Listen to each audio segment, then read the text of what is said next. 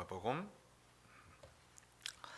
4장 16절에서 21절입니다. 우리 6절입니다. 우리 같이 한 음성으로 같이 16절에서 21절 같이 읽도록 하겠습니다. 예수께서 그 자라나신 곳 나사렛에 이르사 안식일에 자기 규례대로 회당에 들어가사 성경을 읽으시러 서심해 선지자 이사야의 글을 들리거늘 책을 펴서 이렇게 기록한 데를 찾으시니 곧 주의 성령이 내게 임하였으니 이는 가난한 자에게 복음을 전하게 하시려고 내게 기름을 부으시고 나를 보내사 포로된 자에게 자유를 눈먼 자에게 다시 보게 함을 전파하며 눌린 자를 자유케 하고 주의 은혜의 해를 전파하게 하려 하심이라 하였더라. 책을 덮어 그 맡은 자에게 주시고 앉으시니 회당에 있는 자들이 다 주목하여 보더라. 이에 예수께서 저희에게 말씀하시되 이 글이 오늘날 너희 귀에 응하였느니라 하시니 아멘. 제가 아마 의료 선교 대회는 처음 가봤습니다. 한 교회에서 선교 세계 흩어져 있는 의료에 종사하는 모든 선교사님들을 인바이트를 해가지고요. 그 다음에 앞으로 단기 또는 장기 선교사로 가기를 원하는 사람들과 이 교류가 이루어지는 장소를 제공하더라고요. 근데 이제 사실은 제가 4년을 가르치는 사역을 해왔습니다. 여러분들이 제가 가 있는 동안 금식으로 기도하셨고, 근데 이 내용을 제 가슴 가운데 이것을 알려야 되고 싶은 그런 늘 가슴에 이게 있었어요.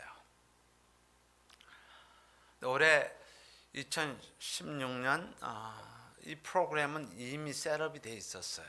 셋업이 돼 있었는데 갑자기 프로그램 셋업이 돼 있는데 시간을 내서 당신이 한 것을 꼭 한번 발표를 해줬으면 좋겠다 해서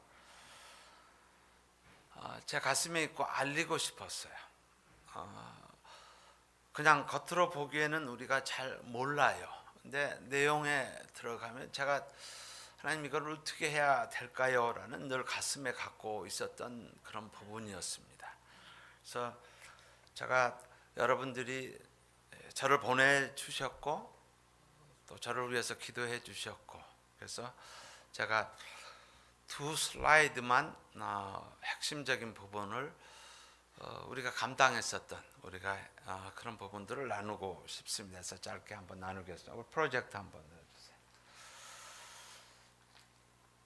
해주세요. 사실은 의료 선교하면은 필요한 부분에 약을 제공하고 치유하는 일들을 주로 합니다. 근데 여러분들 그 왼쪽에 보시면은 여기는 이제 에티오피아 학생들입니다. 그래서 심장을 가리키면은 시험을 일주일에 한 번씩 해서 3번을 봅니다. 매주에 80정 정도 돼요. 하이티를 가서 의과대학에서 130명을 가르쳤습니다. 근데 사실 60점 미만이면 이건 이제 낙제예요, 낙제.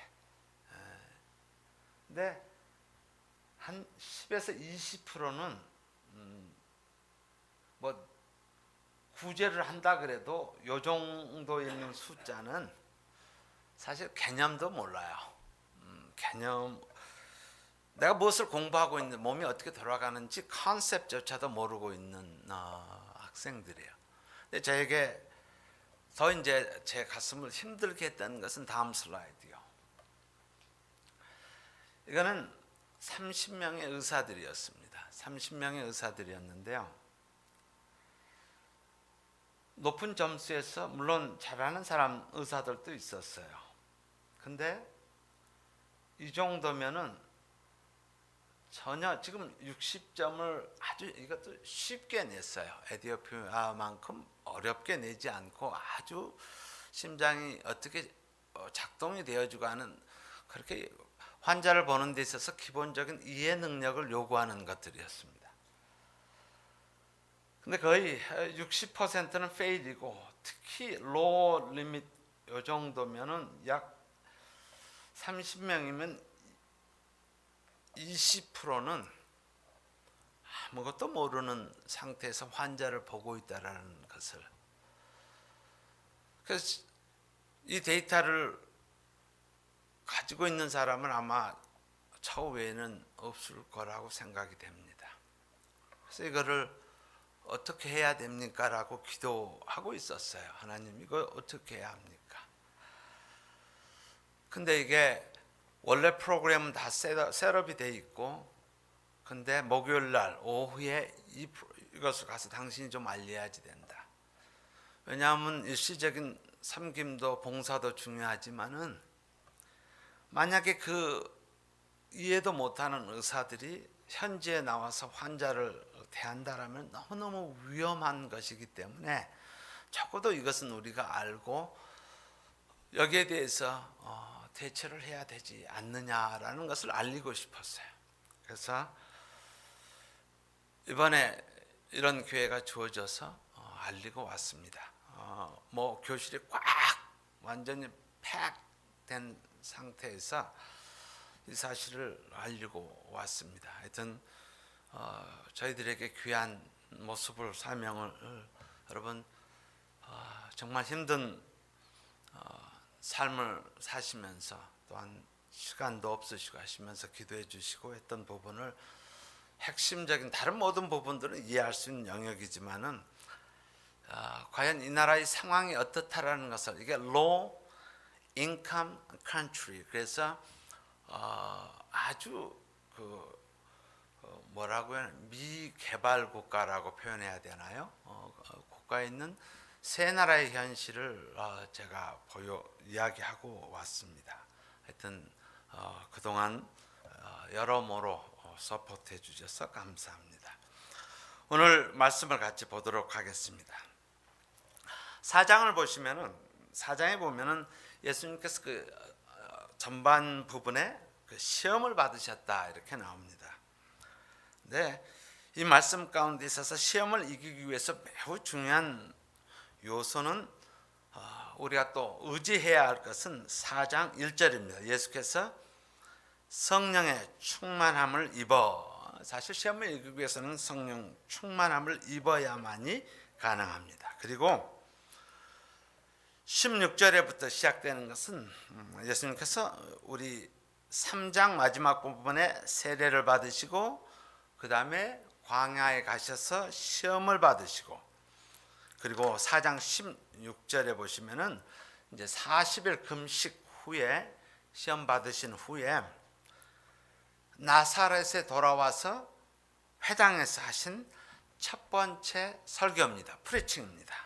그래서 아마 첫 설교에서 예수님께서 뭐라고 말씀하셨을까라는 부분이에요. 드디어 시험을 이기시고 한 첫 번째 설교입니다. 첫 번째 설교가 바로 예수님의 사명입니다. 이 땅에 오신 그 사명 선언을 하고 계십니다. 바로 저와 우리 모두가 가져야 할 그런 사명입니다.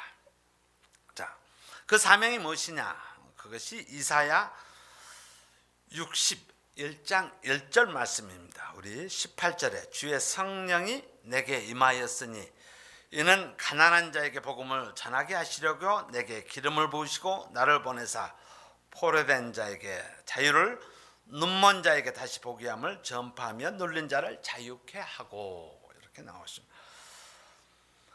예수님의 사명, 바로 이사야가 예언한 것을 이루시는 것입니다.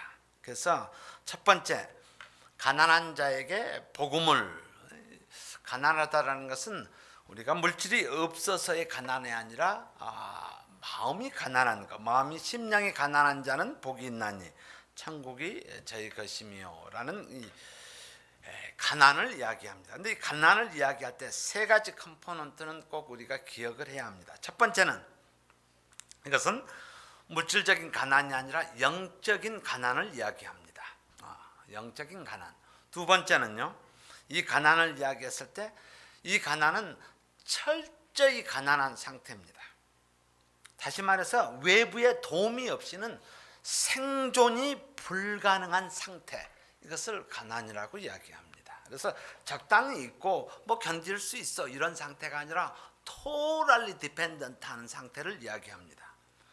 그리고 세 번째는 나의 형편과 처지, 이 사실을 인정하고 하나님의 치유를 수용할 준비가 되어 있는 마음, 이것을 이야기합니다. 그래서 영적인 가난, 그리고 완전히 totally broke 돼서 이것을 내가 그 사실 자체를 인정하고 그 다음에 하나님의 치유를 수용할 수 있는 그런 마음에 준비되어져 있는 마음.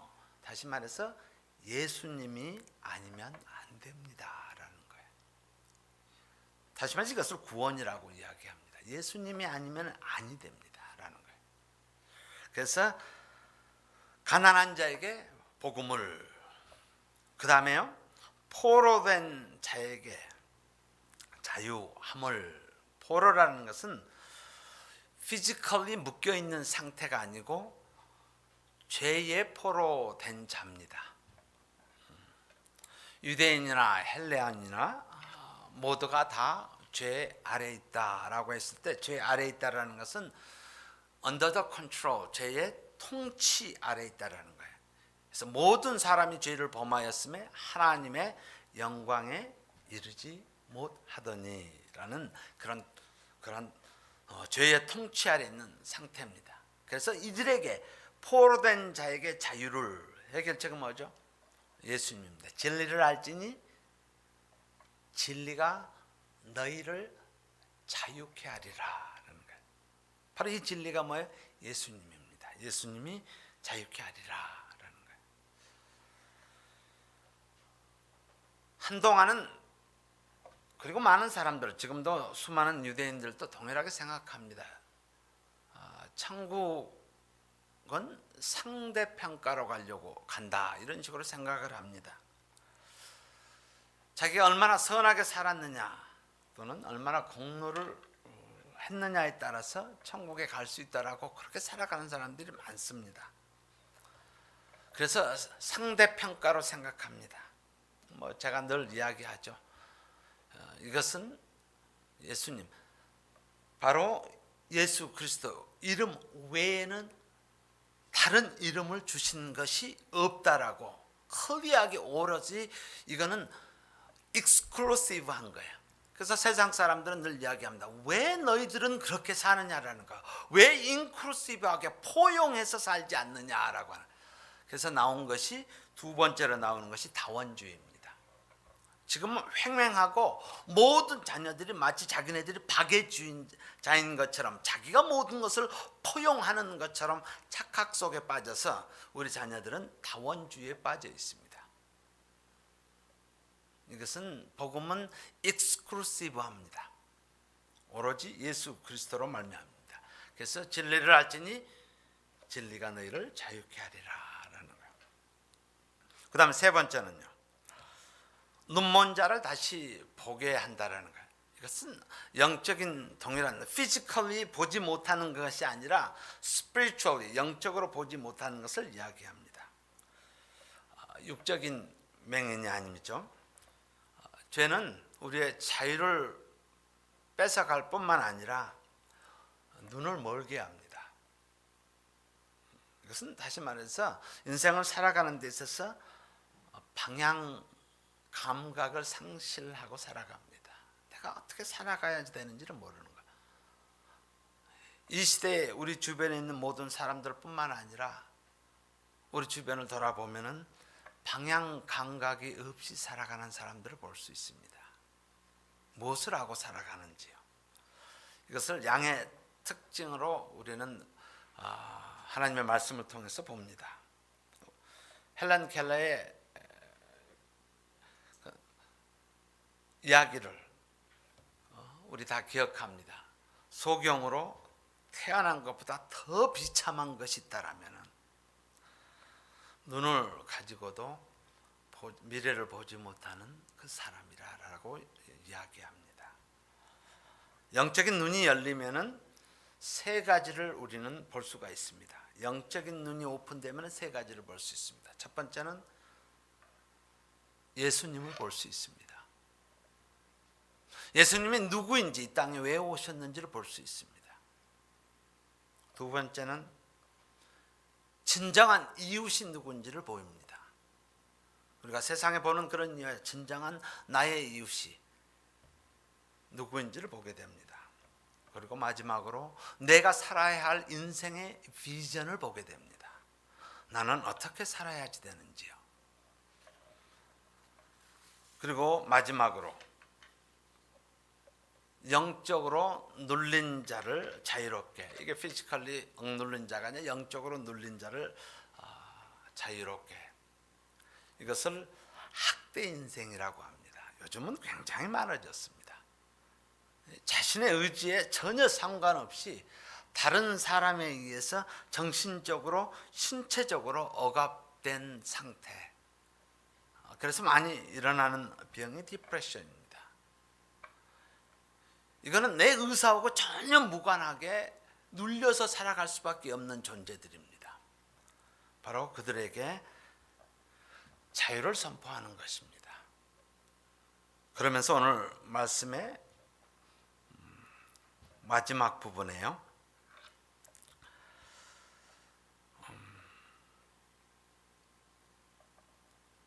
19절을 봅시다. 주의 은혜의 해를 전파하게 하려 하심이라. 예수님께서 이 땅에 오신 이유, 첫 프리칭이 내가 왜 이 땅에 왔는가라는 것을 말씀하십니다. 마음이 가난한 자에게 복음을 전하기 위해 오셨습니다. 우리 모두가 감당해야 할 부분, 저희들에게 바로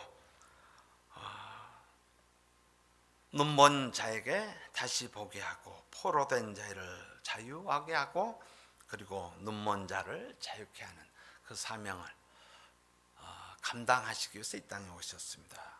우리 모두가 이 사명을 감당하는 하나님의 자녀 교회 되기를 주의 이름으로 축원합니다. 기도하겠습니다.